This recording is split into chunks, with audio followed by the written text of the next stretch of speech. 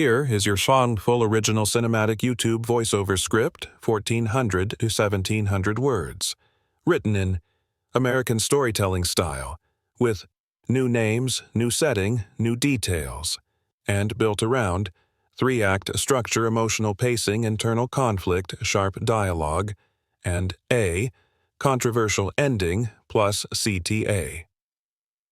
No odd line breaks, no long pauses, just a smooth, natural flow for voiceover. Chow the script. Friday morning, 9:12 a.m. on the east side of Milwaukee, 3 black Escalades roll up to the roughest building on Juniper Street. Engines, low windows, tinted doors, heavy. When they open, 4 men in dark suits step out like they own the block. People outside the bodega stop mid-sentence. A guy on his porch drops his cigarette. Kids on scooters turn the other way like they already know trouble when they see it. And everyone starts whispering the same thing, quietly, nervously. Who are they here for? Turns out they came for a kid, a skinny 16-year-old named Kai Turner. A nobody if you asked the neighborhood. The kind of kid people cut in line because they know he won't say anything. The kind of kid teachers praise for being quiet, not for being seen. But before those men knocked on his door, before they sent the whole block into a panic, there was a moment, one decision in the rain, that flipped Kai's whole life on its head. But to understand that moment, you gotta know who Kai really is, and why the world had decided he didn't matter. Kai lives with his Aunt Rochelle in a 3rd-floor apartment that always smells faintly like bleach and burnt rice. Rochelle works nights at St. Martin's Hospital folding sheets and lifting laundry bags that weigh more than she does. Her knees are shot, her back pops every time she climbs the stairs, but she still swears she's fine. Kai knows she isn't. He's known since he found her sitting at the kitchen table one night holding her wrist because the arthritis was so bad she couldn't turn a doorknob. So he works, every day after school, stocking boxes at Manny's Corner Mart. $7 an hour under the table. No breaks, no complaints. Manny once told him, "You're too quiet, kid. Customers think you're scanning their souls." But he kept him anyway. Kai's invisible most of the time, until someone wants to make a joke out of him. Especially Blake Crandall, the blue-eyed quarterback from Jefferson High who thinks the universe rotates around his Letterman jacket. Blake's favorite hobby, picking someone harmless and making sure everyone sees him do it. And Kai, well, Kai was easy prey. "Hey, Turner." Blake would say, bumping him in the hallway, "You ever think about getting clothes that fit? Or are you planning on auditioning for Sad Charity Cases of America?" Kai never talked back, not once. He'd just tighten his jaw, breathe slow, and tell himself it didn't matter. But it did, you know it did. So now we roll into Thursday night 15 hours before the Escalades show up. Forecast said light rain. Wisconsin heard monsoon. The sky cracked open like someone split it with an axe. Manny looked out at the downpour, shook his head and told Kai, "Kid, go home. You look like a leaf about to blow away. I'll still pay you for the full shift." Kai grabbed his backpack and stepped into the rain. 2 seconds later, he was soaked like he'd jumped in Lake Michigan. He's speed-walking, head down, thinking about the $82 left in the emergency jar and the overdue electric bill taped to the fridge when lightning flashes and he sees someone, a man, on the sidewalk near the bus terminal. Expensive trench coat, gray hair, posture stiff like he's fighting gravity. And then, out of nowhere, the man stumbles. Hard. He catches himself against a bus bench, breath shallow, chest tight. Kai freezes. His brain says, "Keep walking. This isn't your problem." But then the man's knees buckle. He drops to the ground, gasping like he's drowning in the air. And something in Kai snaps into place like a gear finally catching. He runs. "Sir, hey, sir, can you hear me?" The man lifts his head, eyes cloudy. "Home," he wheezes. I need to get home." "Where's home?" "Linden Row. Building with the bronze awning." Kai's heart sinks. That's 12 blocks in the wrong direction, and the storm is getting worse by the second. "Okay, look, let's get you into shelter first," Kai says. "No!" The man grips Kai's sleeve with surprising force.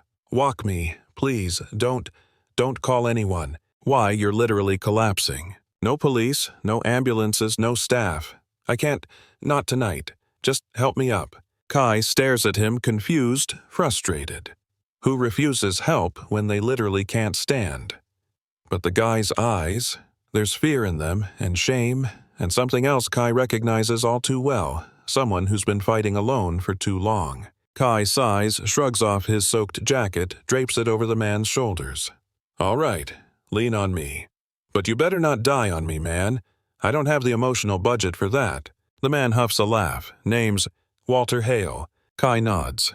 I'm Kai. And we're gonna get through this storm together, okay? They move, step by step. Rain slicing sideways, wind trying to shove them back. Walter is dead weight half the time, muttering apologies between labored breaths. You should have left me, Walter groans. Not my style, Kai mumbles. You know what I mean. By block 5, Walter starts talking, maybe just to keep his mind from shutting down. He tells Kai about his son, a boy who died young, too young. Smart kid, engineering prodigy, someone Walter was too busy working to really know. Kai listens because it's easier than thinking about the burning in his arms. At block 9, headlights splash them both. A sleek black town car slows. The driver rolls down the window. Mr. Hale, sir, please get in the car. Walter snaps, weak but sharp. I said, leave me alone. Kai blinks. Wait, this guy has a driver. Walter mutters, long story. You're telling me I'm dragging a millionaire through a storm right now? Billionaire Walter corrects almost apologetically. Kai just stares at him for a second, rain pouring off his face. Yeah, sure, why not? But Walter won't get in the car.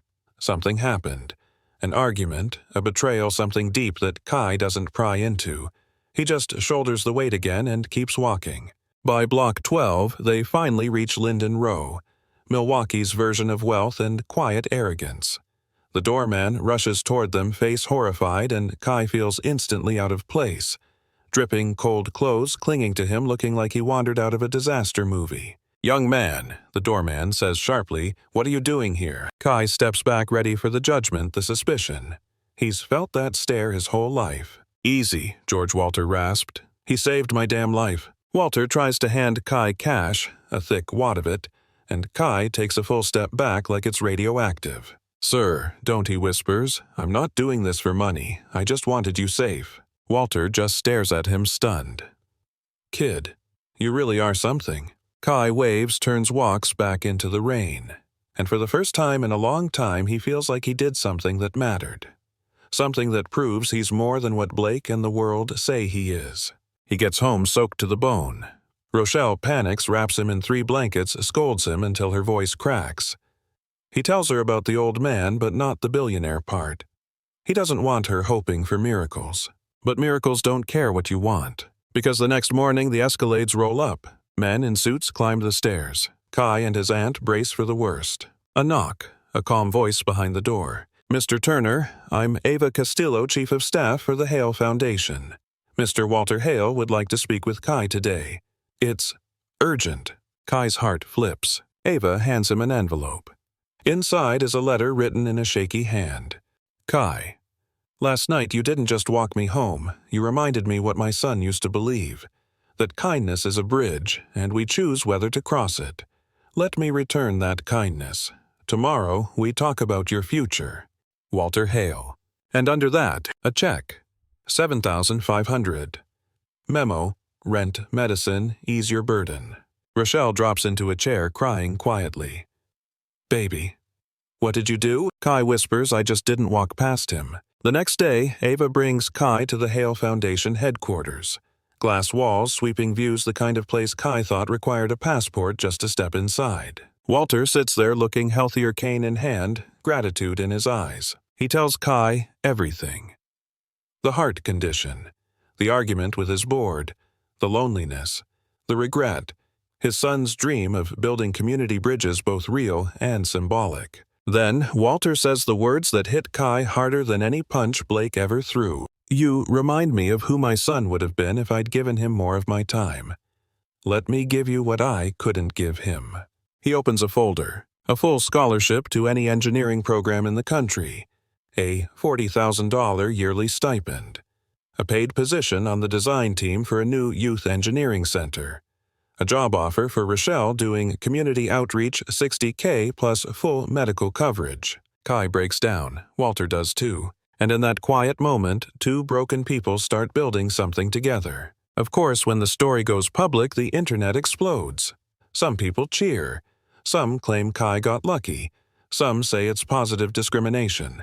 Blake corners him at school. Guess being pathetic finally paid off, huh? But Kai just smiles, a calm, dangerous kind of smile. Funny Blake. Turns out being decent pays better than being you. Yeah, that happened.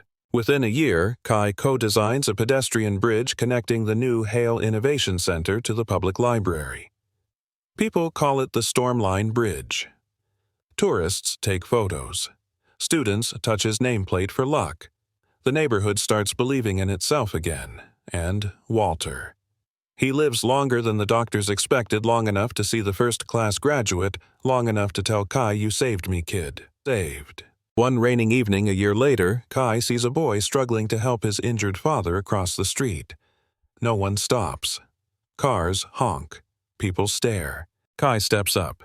"Hey, need a hand." The boy nods gratefully, and Kai smiles because he already knows the truth. Acts of kindness aren't small. They echo, they multiply, they come back around. But not everyone agrees with that. Some people still call him lucky. Some say the billionaire owed the community anyway. Some say Kai didn't deserve all that. So let me ask you, was what happened to Kai justice luck, a reward for character, or proof that the world only changes when someone powerful decides to care? Drop your thoughts in the comments. I want to hear every opinion, especially the messy ones. And if Kai's story hit you somewhere deep, hit that like button, share this video with someone who needs a reminder that kindness matters, and tell me, what's one small act of kindness you think can change a life this week?